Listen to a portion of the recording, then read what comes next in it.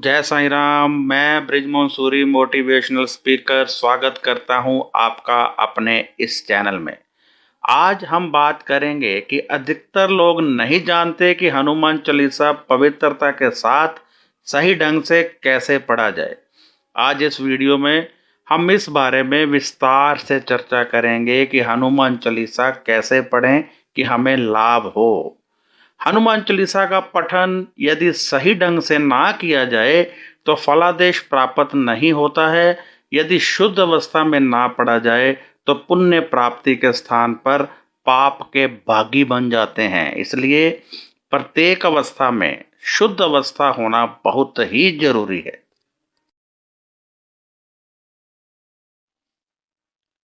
हनुमान चालीसा एक सिद्ध पाठ है। इसका उच्चारण मात्र ही अनेक शक्तियों को आपकी तरफ आकर्षित करता है, परंतु यदि इसे शुद्धता के साथ ढंग से पठन नहीं किया जा रहा तो वह शक्तियां आपको प्राप्त नहीं होती हैं। क्योंकि हनुमान चालीसा एक सिद्ध पाठ है।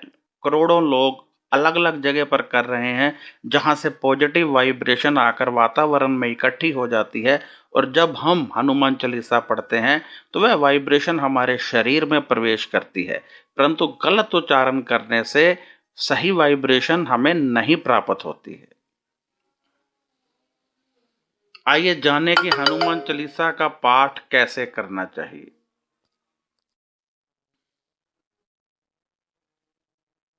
हनुमान चालीसा का पाठ जब भी करना है पूर्णतः शुद्ध अवस्था में करें। नहा धोकर स्वच्छ वस्त्र धारण करके पाठ करें। यदि आपने कुछ गलत यानी मांसाहारी नहीं है तो दिन में किसी भी अवस्था में ये पाठ कर सकते हैं, परंतु ये जरूरी है कि आप शुद्ध हों।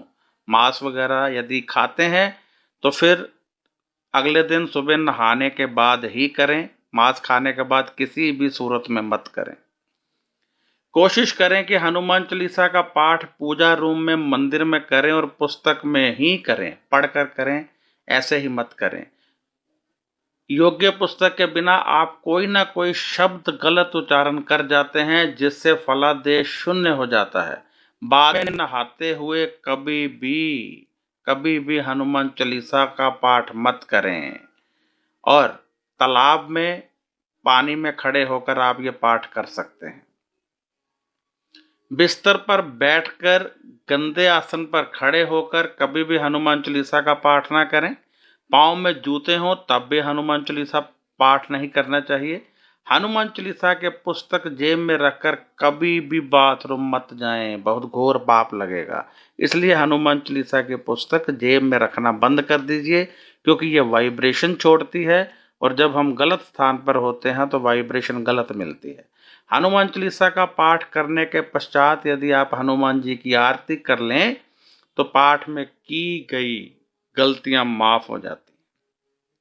आरती जरूर करनी चाहिए।